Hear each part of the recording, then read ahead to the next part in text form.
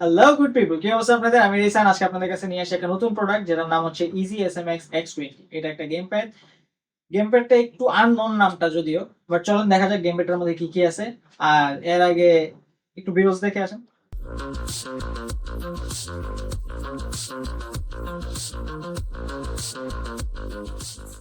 Videos দেখে শেষ, তাহলে চলেন আনবক্স করি।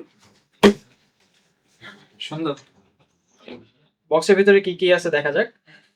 বক্সের ভিতরের এই প্যাকেজিংটা নরমালি দেখা যায় না, যে এত সুন্দর করে খাপ খায়া ধরে রাখছে। জয়স্টিকটা এই যে, এটার সাথে পাচ্ছি আপনার ডঙ্গলটা, ইউএসবি একটা, এর নিচে আছে C cable, C to A, আর ম্যানুয়াল, যেটা জীবন আমি ধরে দেখবো না। তাহলে চলেন শুরু করি রিভিউটা। ইজি এসএমএক্স X20 এর ফিচার লাইন আপটা আসলে অনেক পাওয়ারফুল আর ইউনিক। এই লাইন আপে এই প্রাইস রেঞ্জে আসলে এই জিনিসগুলো আমরা পাবো, এটা চিন্তা করাটা আসলে আমার জন্য একটু টাফ ছিল, যে 5 থেকে 6 হাজার রেঞ্জে এই জিনিসটা আমরা পেয়ে যাবো। যারা আপনারা এখনো বুঝতে পারতেছেন না এই জিনিসটা কি, এটা হচ্ছে ট্রিগার লক।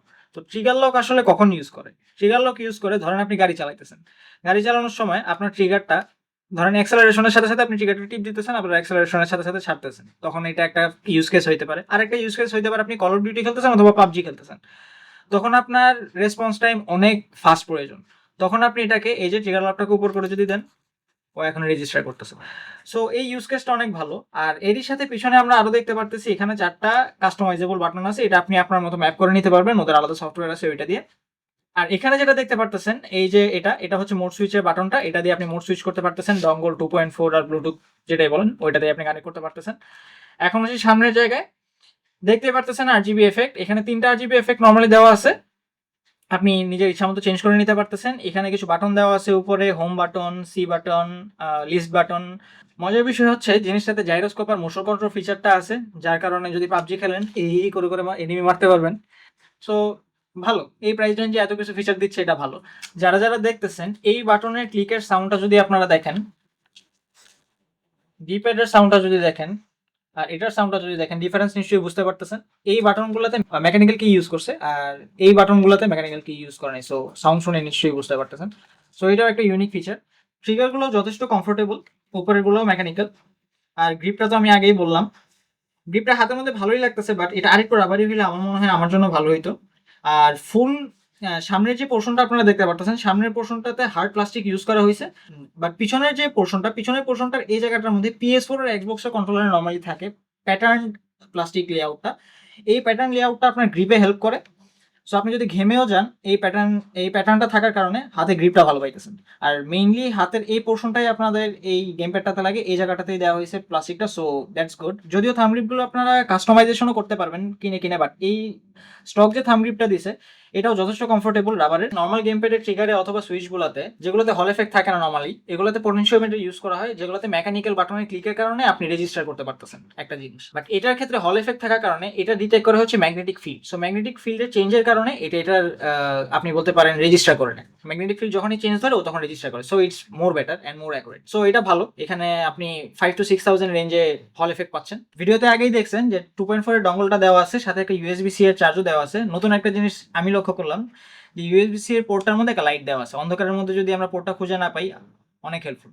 তাহলে চলেন আসা যাক লেটেন্সি, পারফরমেন্স আর বাকি সব বিষয়গুলোতে। এই যে জয়কনটা, এটা যদি আপনারা ব্লুটুথে ইউজ করেন, একটা ভালো দিক হচ্ছে এটা আপনারা অনেক লং রেঞ্জে ইউজ করতে পারবেন, যেটা আপনারা 2.4 ডঙ্গলটাতে পাচ্ছেন না। 2.4 ডঙ্গলে যদিও আপনারা 12 মিলি সেকেন্ডের মতো লেটেন্সি পাবেন, বাট ইউএসবি তে আবার আপনারা ওইখানে 3 মিলি সেকেন্ডের মতো পাচ্ছেন। ব্লুটুথ মোডে যখন আপনি গেম খেলতেছেন তখন আসলে স্টোরি মোডে আপনি ততটা লেটেন্সিটা ফিল করবেন না, বাট যখন কম্পিটিটিভ গেম খেলতেছেন তখন আপনি লেটেন্সিটা ফিল করতে পারেন। আমি রেকমেন্ড করবো ওই ক্ষেত্রে USB-C দিয়েই খেলা, এটা বেটার। লেটেন্সি একদমই কম ফিল করবেন, 3 মিলি সেকেন্ডের মতো। স্টিকগুলোর ব্যাপারে যদি আসি, ডেড জোন বলতে গেলে একদমই নাই, নন নোটিসেবল। ইউজার রিভিউ আর আমাদের রিভিউ সব মিলে যদি আসি, নেগেটিভ আর পজিটিভ সাইড সব মিলে, পজিটিভ সাইড বলতে গেলে অনেক বেশি, বাট নেগেটিভ সাইড অবশ্যই আছে। তো যেটা আমরা জানতে পারি সেটা হচ্ছে ডিস স্টিক অনেক সময় ভেঙে যায়, যেটা আমরা এখনো ফিল করি না, কারণ আমরা এত অ্যাগ্রেসিভলি খেলিনি, বাট হইতেও পারে। সো এটা মাথায় রাখাটা জরুরি। আরেকটা জিনিস যেটা আমরা সরাসরি ফিল করছি এটা হচ্ছে এটা, মানে এটা বলতে হয়তো বুঝেন না, কারণ মনে হচ্ছে আমি টান দিয়ে খুলে ফেলছি, বাট এই যে দেখতেই পারতেছেন। সো এটা খুব লো প্রেসারে খুলে যায়, সো এগ্রেসিভলি যখন আপনি খেলতেছেন তখন খুলে যাওয়ার চান্সেস অনেক বেশি, অথবা হুট করে রেখে দিয়েছেন খুলে পড়ে যাওয়ার চান্স অনেক বেশি। এটার কি কোনো সলভ আছে নাকি ওদের পক্ষ থেকে সেটা আমি জানি না এখনো, যদি কাস্টমাইজেবল লাগে এটা সলভ হইতেও পারে। আসলে এটা লকও হয় না, এটা ম্যাগনেটও না, এটা সর্ট অফ লেগে থাকে এরকম, মানে লেগে আছে যে আমি আসলে কিভাবে বলবো, মানে এটা খুলে এসে পড়তেছে এরকম একটা অবস্থা। আরেকটা জিনিস হচ্ছে এটা সফটওয়্যারটা, কিলিংকার যে সফটওয়্যারটা আসলে এতটা পলিশ না বা চলার মতো, মানে আপনি মেইনলি সফটওয়্যারটা দিয়ে করবেন কি, করবেন হচ্ছে এগুলা ম্যাপিং, এটা হয়ে যায়, সো অল গুড। দেন আসি হচ্ছে যদি আপনি এটা দিয়ে প্লে স্টেশন অথবা এক্সবক্সে খেলতে চান, এটা আসলে পসিবল না। আপনি এটা দিয়ে আইওএস, উইন্ডোজ, অ্যান্ড্রয়েড, সুইচ এগুলোতেই খেলতে পারতেছেন।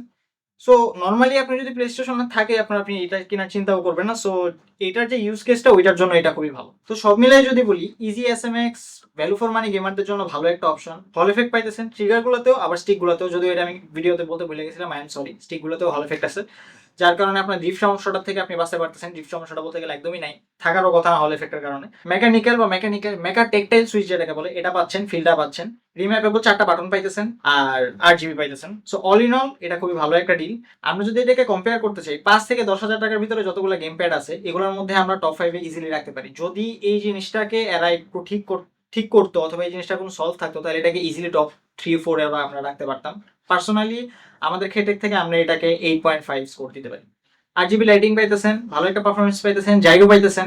So all in all it's good. যাদের ফার্স্ট পার্টি কন্ট্রোলের উপরে অন্ধ আস্থা, তারাও এটার উপর আস্থা রাখতে পারেন। এটাই ছিল আমাদের ইজি SMX X20 রিভিউ। আমাদের সাথে থাকার জন্য থ্যাংক ইউ। দেখা হবে নেক্সট ভিডিওতে। Till then stay safe, stay healthy. এটা অ্যাড করে দিই। আমাদের ডিরেক্টর সারা একটু মিলে গেছে।